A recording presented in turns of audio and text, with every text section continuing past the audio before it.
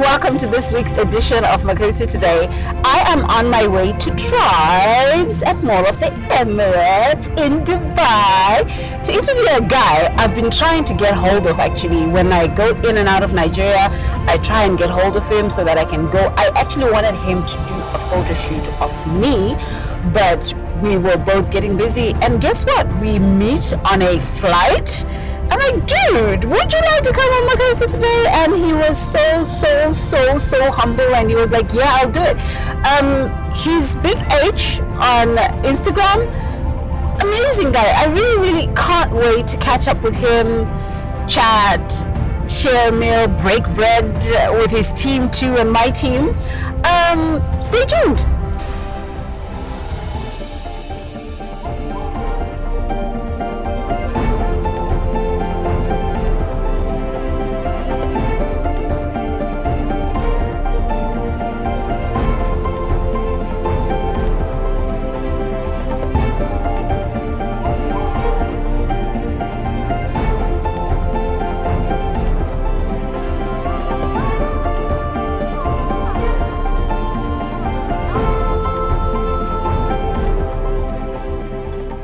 Studied international business at University of East London,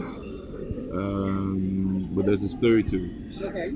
Yeah. So I used to think I was going to be a medical doctor, and I came from a family just like every typical Nigerian family, where you either be a doctor, a lawyer, or an engineer. Right. Yeah. So I think my parents wanted me to be a doctor. It was a thing then.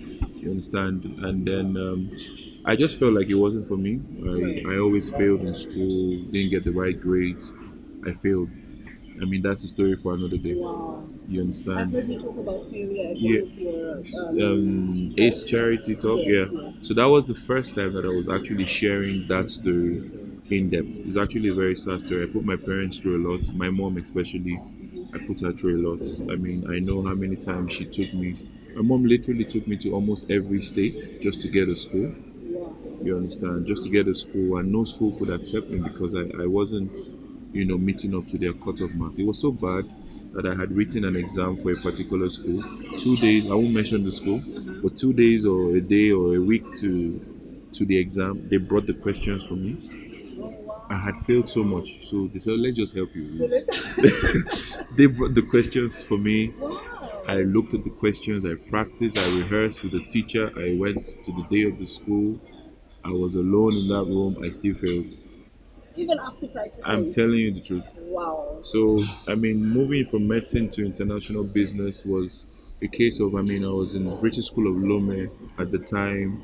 My sciences weren't doing well. I was failing physics, chemistry, biology. I picked up my phone, called my dad, and I said, you know what, I'm not doing this medicine thing again. I even worked as a doctor in Abuja at National Hospital and Nisa Premier. Yes, as an attachment doctor, because I needed some sort of experience just to have a feel of what I was going to do for the rest of my life, quote and unquote. Picked up my phone, called my parents, and I said, you know what, I'm not going to do this. It's not for me. And my father, he gave a sigh of disappointment. He was like, hold on for your mom, and then that's usually his way of saying, I'm so upset to speak to you now. Just talk to your mother. Yeah. And my mom was crying on the phone and saying, what have we not done? We've put you in the best schools. We've made learning easy for you and all of that. And, how are we going to face our friends? Everybody's expecting you to be Dr. Ebere Chukwu Henry. But I just needed to somehow do something for me. Right. And God willing, I got into university, and my parents had come to terms with the fact that we can't kill him. I mean, he had to do what he wants to do. So I remember I picked up my UCAS form and I was trying to fill international marketing. This is a very funny story. So my father said, so what are you putting in your form? I'm like, international marketing. And he goes, what are you marketing? You want to come back and be marketing things? Didn't you see this one that says international business? And honestly speaking, no jokes. That was how I studied international business. Got to school, and God was so kind to me. I never believed when I looked at my grades when I was in uni and everything that happened when I was in primary school, secondary school, up until that time, it was completely different. Why photography? When photography? How How photography? photography? I like the how photography. Yes. When? Because my photography journey actually started in Dubai. I came in here after my wedding. I got married 3rd of December 2011. Right. Yeah. So I came to Dubai with my wife on my honeymoon, and then I've told the story a couple of times. I got my first camera here, 2011. I actually know the exact date, 18th. 18th December 2011 was when I bought my first camera, a Canon 550D. I didn't know what I was doing. I just wanted to be that guy. Um, I just wanted to be that guy who would maybe go for a friend's wedding and have a decent camera. I didn't want to be the iPad guy who was blocking everybody's face with a big iPad trying to take pictures.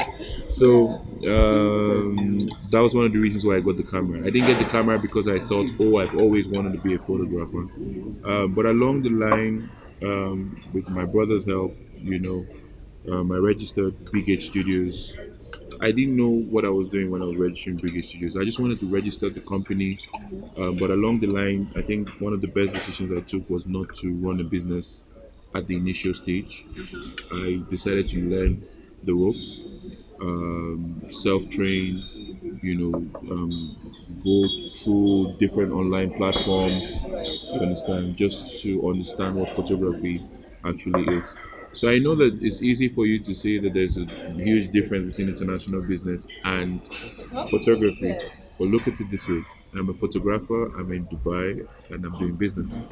And you're doing business. Yeah, so Exactly. I somehow can apply what So I've everything learned. has like fallen into I think place. so. I think Yeah. so. I think everything has just somehow added up and brought me to where I am today. Now I know that you take really fantastic pictures, but there's the forest. Everybody talks about the forest. I mean, how many people did it take to create that shot? Creating the forest shot was by far, to me, I'm not like an extreme kind of person. I don't like to say the best or the worst. I like to somehow stay in the middle. But I can say that creating that forest shot is like one of my most taxing photography experience, if not the most taxing photography experience, because it took about 38 people to pull that off. Yeah, 38 people.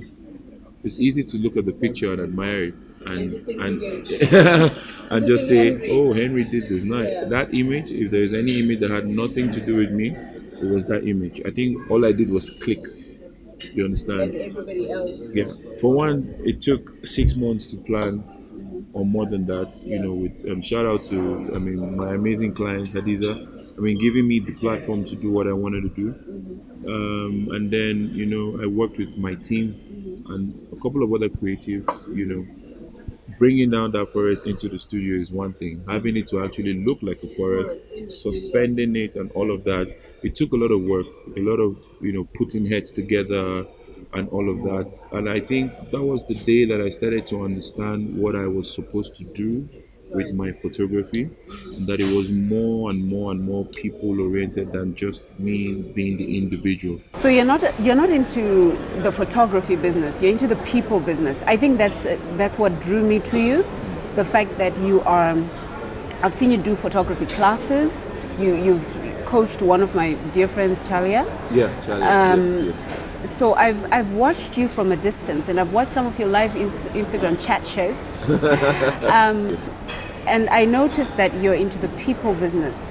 That's why I wanted to sit down and talk to you. I also, when we were talking before, we didn't have this on camera, but when your dad passed on, you were told you had to come to Nigeria.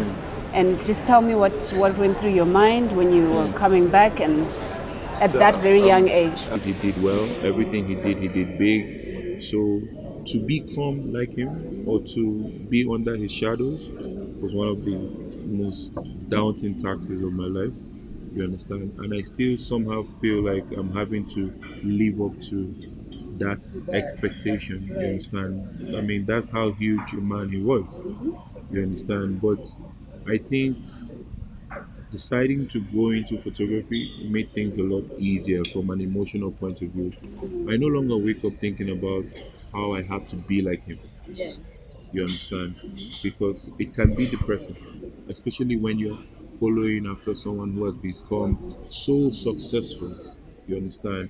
I just wake up and I just want to be the best of me. It's a lot less daunting than, oh, because I remember a statement that a pastor made one time when I was young, and I noticed that that statement always haunted me. He said to me, if by the age of 40 you haven't achieved double of what your father has achieved, you're a failure. Why would anybody do that to a kid, You though? know? And every day, nobody knows this. I've never said this with my siblings or my mom, but every day while I was working in news engineering, that's my father's business, I would always think about that statement. And I'll be checking the time. Oh, I'm 29 now. Oh, I'm 30. When am I going to get this? You understand? And I think that's a pressure that most people put on young people. Let them do what they are supposed to do. Everybody's journey is different.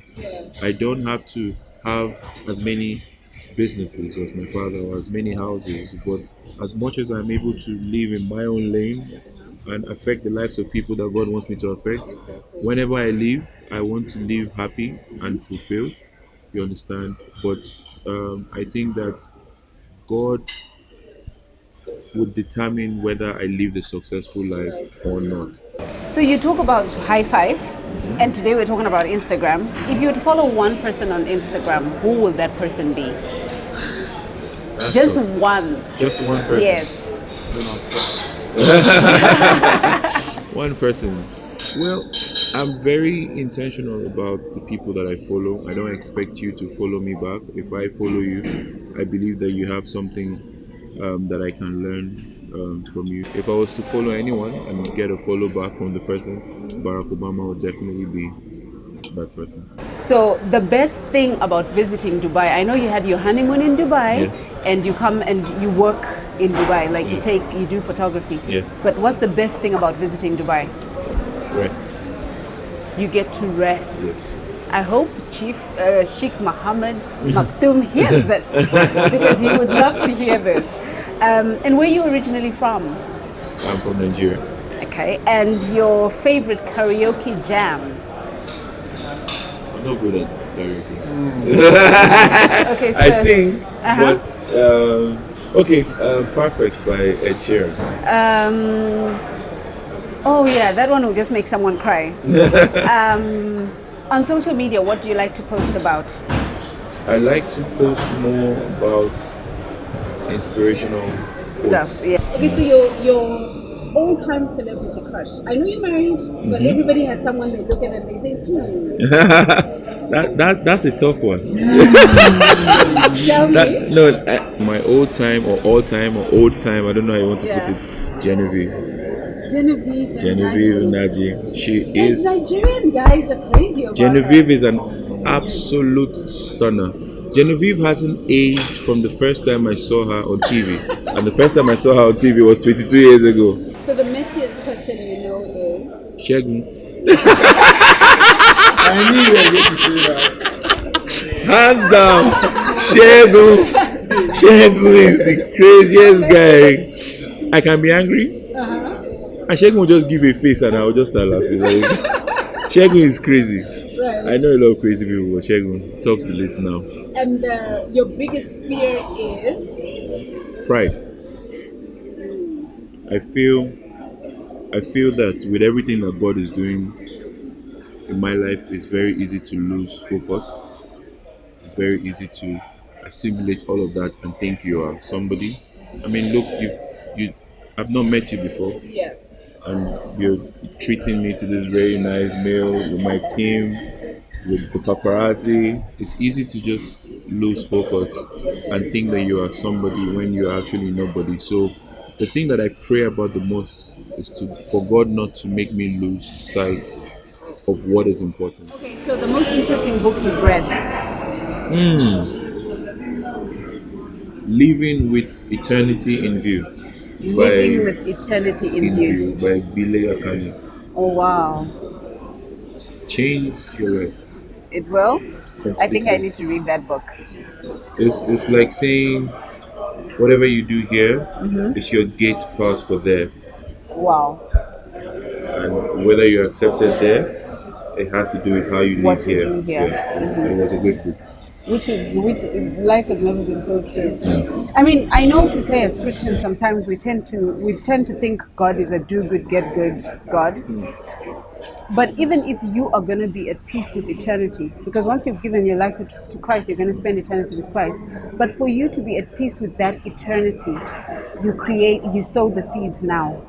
You don't sneak into heaven.